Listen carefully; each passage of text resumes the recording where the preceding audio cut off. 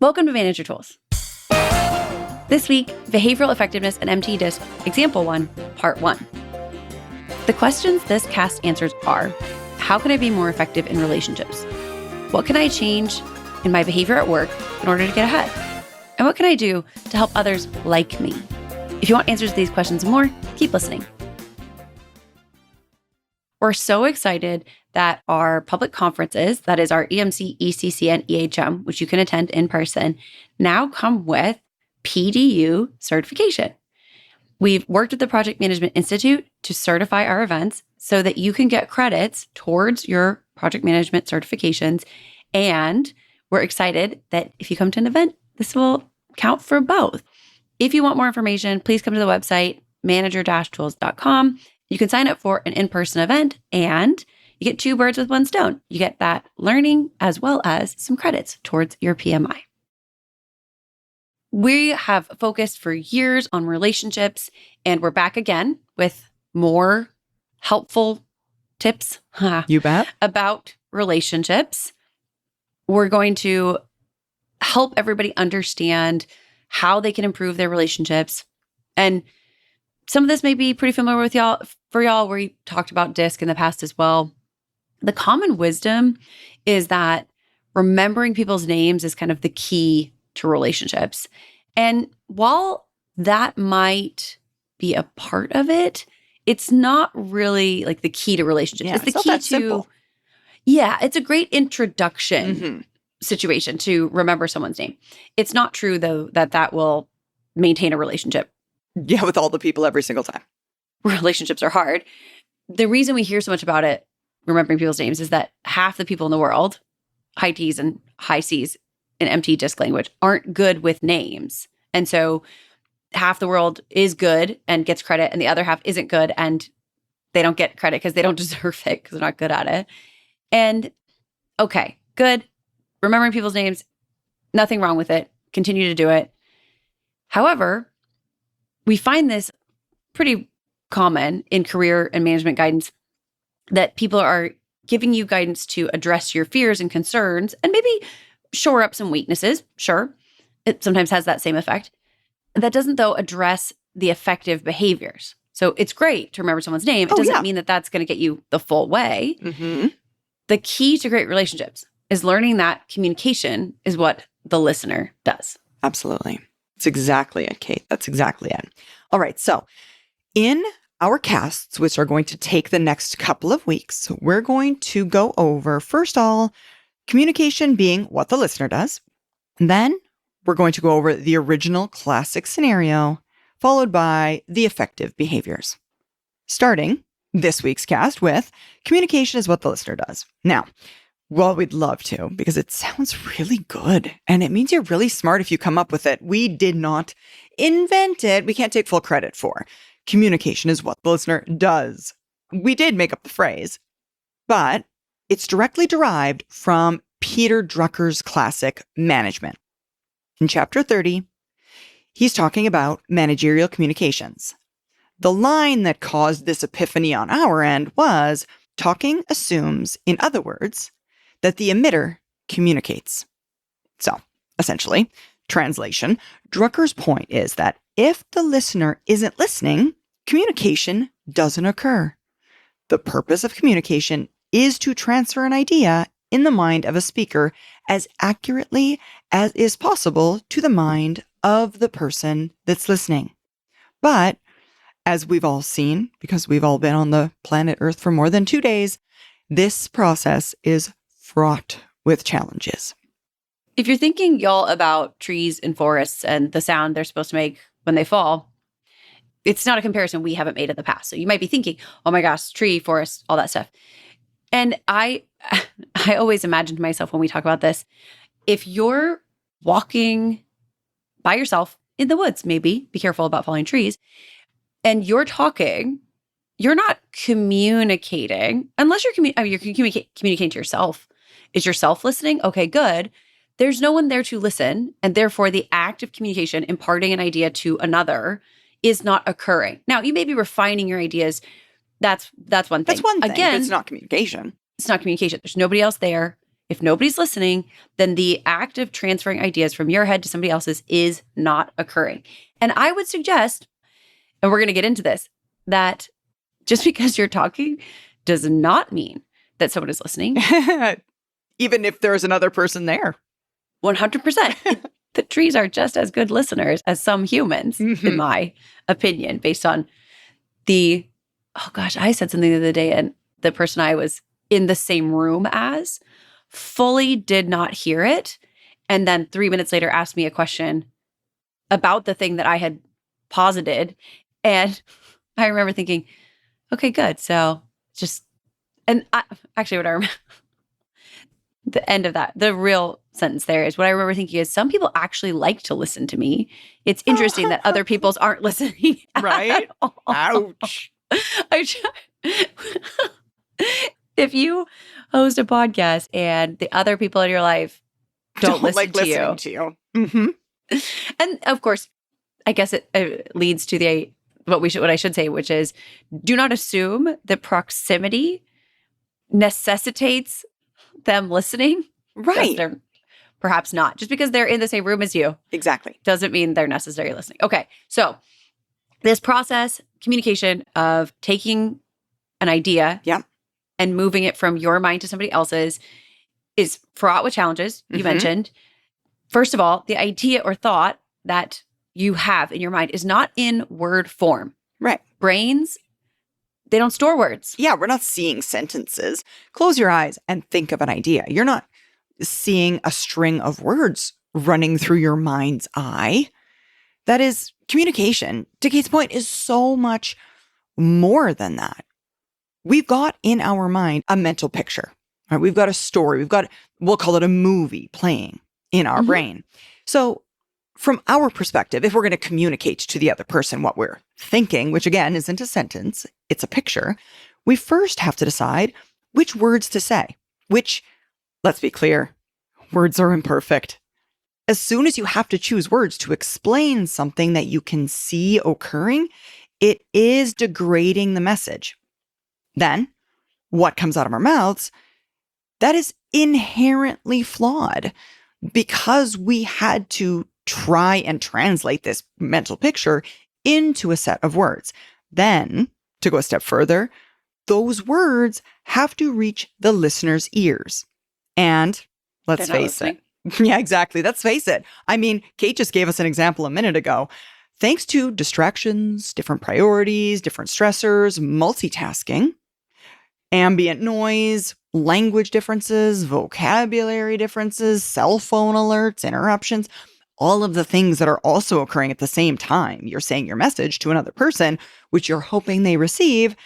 The words that the speaker uses are often not perfectly received. Which is super generous. Often not. Oh, yeah. Cynically, I think it's pretty rare. And even, oh man, just the whole thing about like the way you would describe it versus the way they hear it, right? So, oh yeah, you say some stuff, and first you had a picture and you made it words, and then you say these words, and then the listener takes this idea, which has already suffered two degradations, essentially, right? Like it's already 2 degrees removed, and maybe even more from the original picture in my mind. Right. Yeah. They have to then put it into their own brain and process it into an image, a movie. Translate it. And they, From if words. they're listening, do this effortlessly. And I'll come back for in a second to the truly listening thing. And the listening part of this communication then is already done. Yeah. This is then pure processing of someone's idea, which again, 2 steps removed from what you originally had in your mind by the listener, who by definition has a different way of intaking the information and then also creating an image. Right. So you say blue and you're picturing sky blue, and I prefer cerulean. Yeah. So we end up with something different. And that's like that's like on the small end. I was in a conference, I was talking to a group, and I said, we were talking about feedback, and I said, you have to ask them to listen to you because you don't know if they're listening. And somebody said, well, of course they're listening. And I said, think of all the different topics that a person could be thinking about. Like, just imagine for yourself a list of topics somebody could be thinking about. They could be thinking right now, there's somebody in the world thinking about frogs. Yeah. They could be thinking about frogs. They could be thinking about cookies. They could be thinking about catalytic converters. I mean, just the list is so long that the idea Yeah. that they're focused, it's just kind of ridiculous because there's just so many options. Why right? would they be? Why would they be? They could be thinking about frogs. And They that's could be so thinking exciting. about frogs. Exactly. So, And then, okay, so you're talking about frogs. They're thinking about frogs. Good. And then that intake and processing that they do, it's degrading your idea again because backgrounds differ, role power intervenes, time and attention pressures add further to their inability to process. Like they don't have the time to sit there and imagine fully the picture you have in your mind. Either they don't have that time or they weren't listening because of frogs or they have never seen right. this thing, especially if it's like a new idea. Right? I watched the Tetris movie last night. Oh my gosh, I didn't even know there was a Tetris movie. It would perhaps lead people to believe that that movie would not be any good. It is fantastic. And they're showing the genesis of, essentially, genesis is a bad word given the other things involved in the movie, the Game Boy. Imagine trying to describe to someone a Game Boy, like, and you've never seen it before, right? Like that's like when something's, or an iPhone, for example, like these inventions, these ideas that are brand new. Sure, you could draw it, but the minutia that goes into something like that is, of course, maybe you're a big picture person, so you're not saying all those things, but it's really hard to take an idea and move it from someone's brain, especially if it's a new idea. Like Right. something new and cool and exciting. Oh my gosh, so hard. All the word choices, all the distractions. There's so much going on.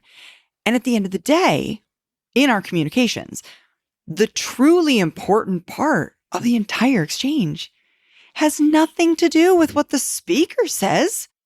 The truly important part of all of this communication that's wrought with difficulty and room for error isn't what the speaker says, rather what the listener does in turning the words that they're hearing into an actual meaning.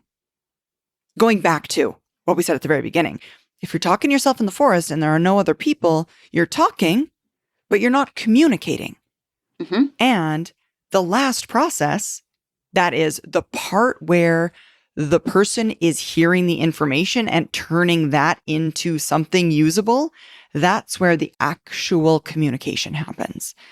And too few of us, when we are having conversations, when we are trying to communicate something to another person, the part that we're worried about, the part that we're thinking about, the part that we're prepared about is the speaking part, the emission part, the writing part. We're thinking about how we transmit the message rather than about how the message is being received. Mm-hmm. And that's what this is all about. Now, we hope that there are some longtime followers of Manager Tools Guidance tuned into the podcast today. And those of you can see the critical role that trust plays in these communication exchanges. Going back to all the things that Kate said, I mean, it's imperfect. There's a list of imperfect variables occurring in this communication scenario, which means when trust exists, even if the message is garbled, it's not straightforward, it's crooked, it's imperfect, it's not great, the path to the listener's mind is much clearer. Listeners are far more likely, when hearing a message delivered to them from someone whom they trust, to try and understand what the deliverer meant in their communication. Yeah. So if you're the manager, you want there to be trust because then you hope that that person will try then to get on the same page as you. Right. They're more likely to want to do so. I keep bringing up these, it's going to sound a lot like I'm obsessed with television and movies today. I don't, just because this is where my brain's at. We've been talking recently, my husband and I have been talking about when you try to convince somebody else to watch a TV show that you like. And Yeah. I've decided that the majority of television shows are very, very, very hard to describe in a way that's convincing for anyone. Mm-hmm. Try it. Like, go talk to somebody about Game of Thrones. Go talk to somebody about The Last of Us. Go talk to somebody about Yellowstone, right?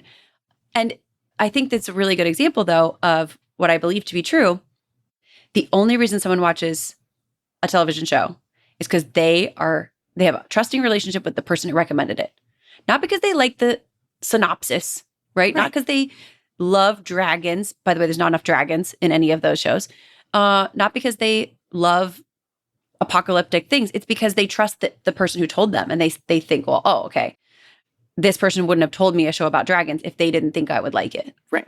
And if we're talking about management, if you're doing one-on-ones, if you have a trusting relationship, then it's more likely that the person will believe what you're saying and therefore then also try to get the same picture in their head.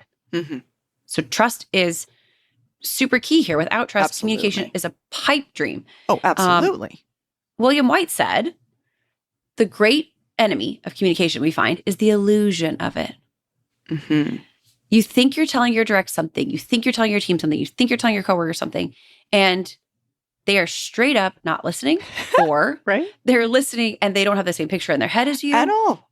They're also thinking about so many different things in the context of it, right? Like Right. what you think of around the context of a topic or a project or an initiative is based on your role and your essentially position in the org chart. What they think of has so many other threads coming out of it. And so this idea, oh, I've told them so they get it. I would suggest that a vast majority of the problems that managers have are purely that we thought the message we gave was clear. Yeah.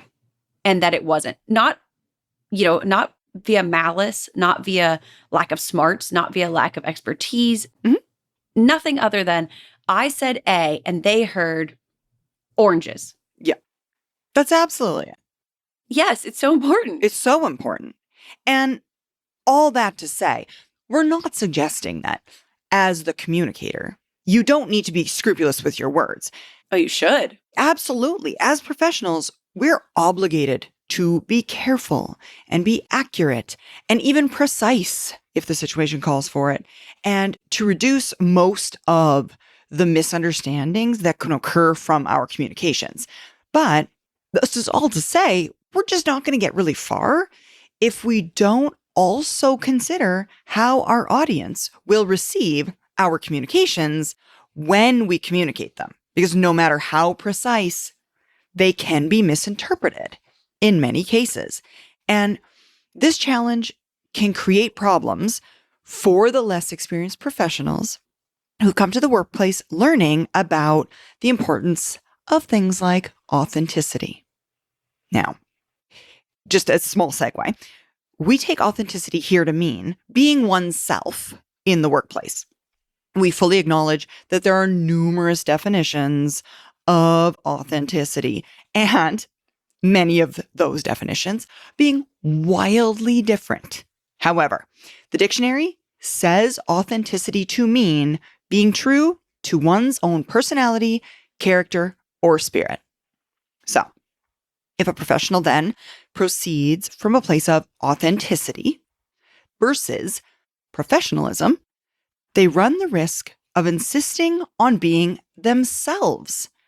That is, doing what they naturally do, right? Being them inside the box, right? Just who they are, speaking the way they naturally do, writing the way that makes sense to their brain, doing things the way they want them done.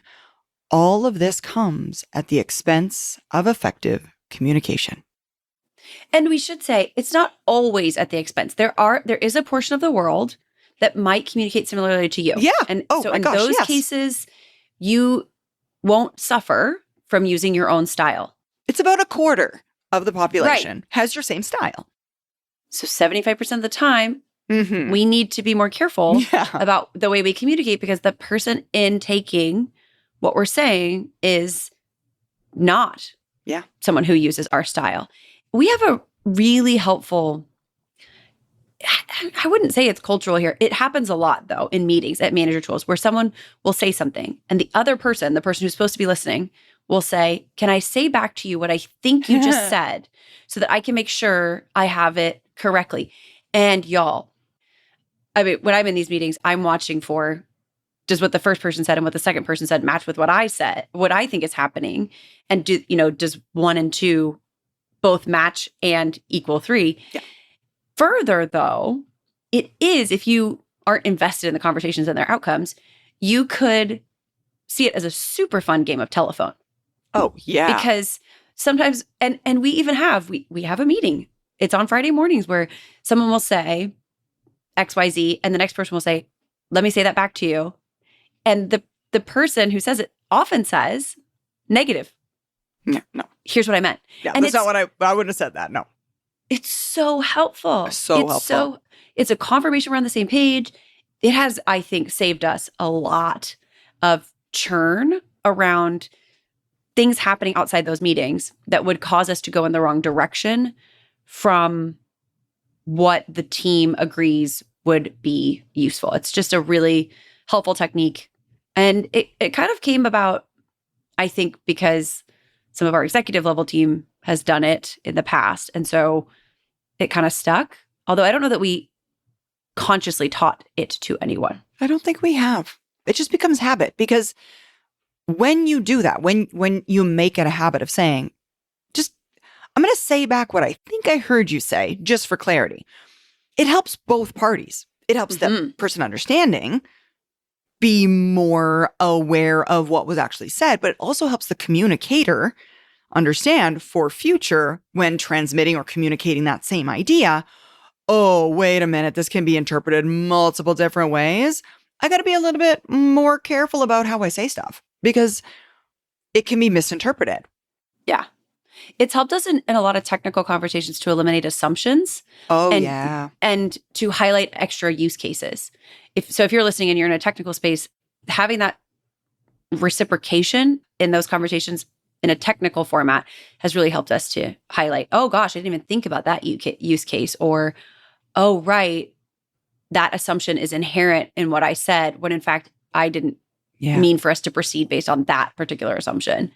So that's really something that we've found helpful that other people might also find helpful. And especially, I think it also helps increase the strength of relationships, because it is a very, I want to understand what you said. And I know my responsibility as the person receiving the message, and I would not proceed under an assumption without your agreement that I heard what you said, which is just, that's a kindness, really, when you boil it down. I agree. And I was going to say, Kate, I also find it helps us be more creative.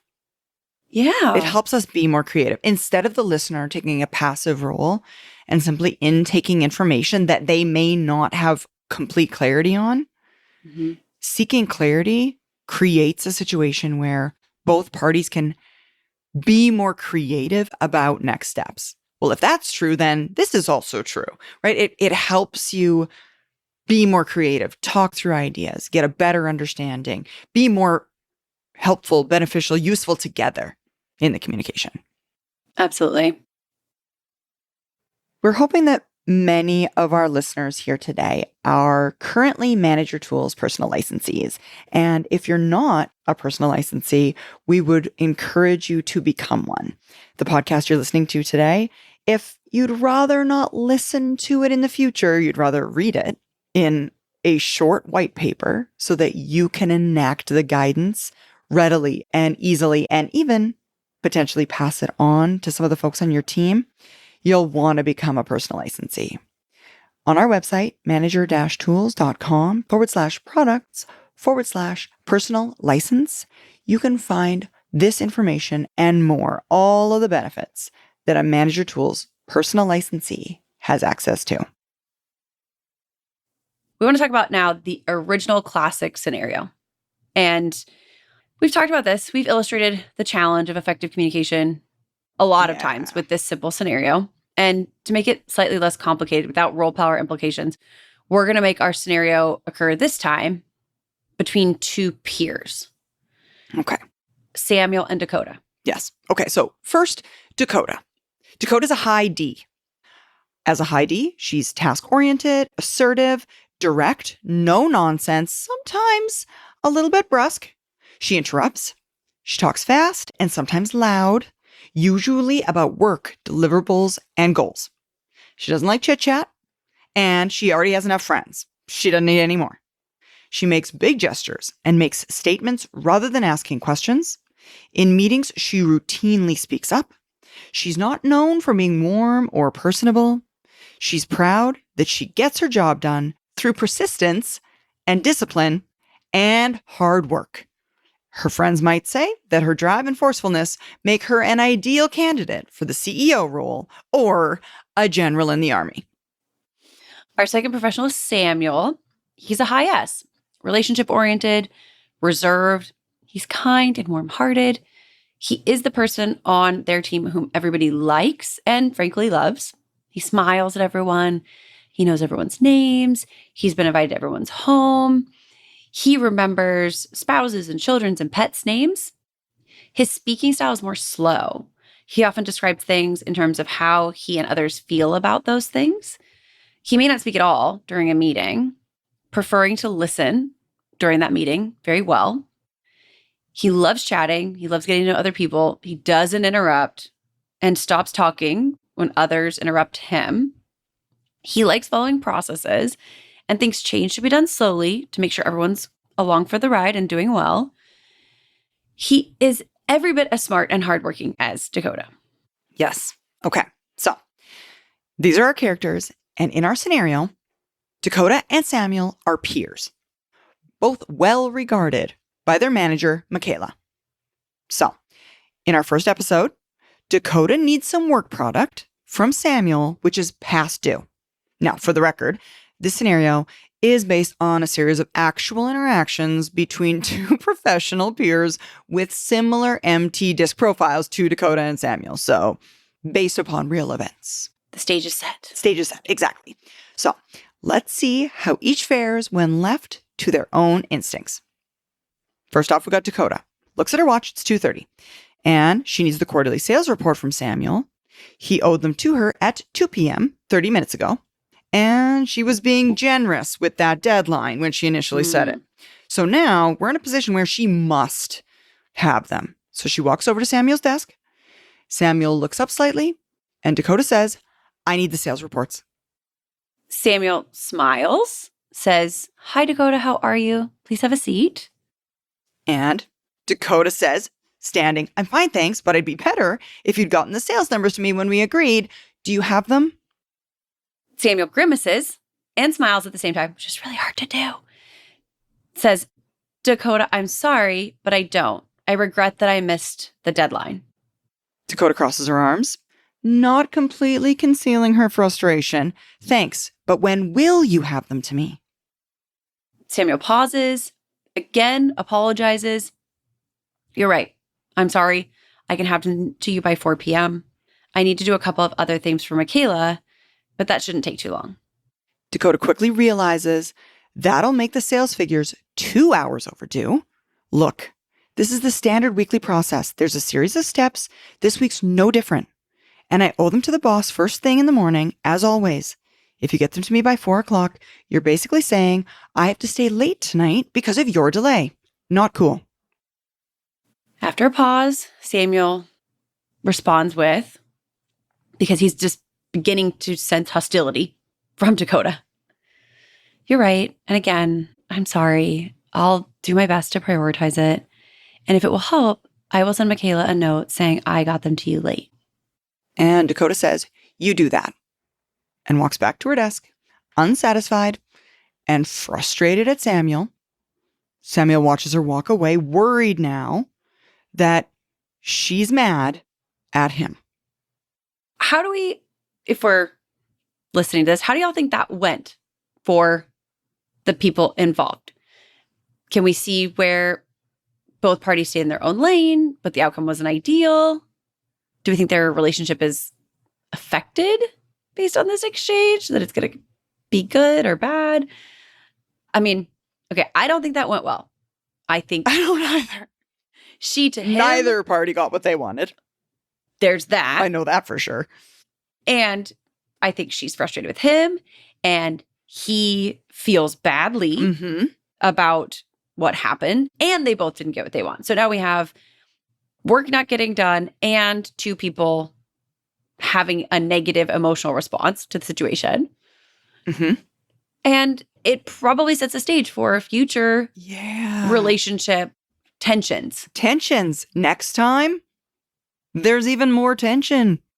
Next time there's that, I want to say that fear kind of response, like that, almost like that feeling that you have in your chest of, oh my gosh, this person's talking to me. Last time it didn't go good. Those concerns. Yeah. It's awkward. You have an emotional response. You have an emotional memory. And so that it colors the next interaction, which, okay, second episode, scenario reversed. Samuel needs work from Dakota, which is also past due. Mm-hmm. I'll play Samuel again. Fun. I look up from my work, realizing we need the sales reports from Dakota. She does them every week. She's supposed to give them to Samuel by 2 p.m. and it's 2:30. So Samuel goes to Dakota's desk. She's focused on her laptop screen, doesn't seem to notice him. He stands quietly waiting, not wanting to interrupt. And she continues to work. Hi, Dakota. I'm sorry for interrupting. Do you have a minute? And Dakota, continuing to look at her screen, not looking toward him at all, says, I'm super busy. What do you need?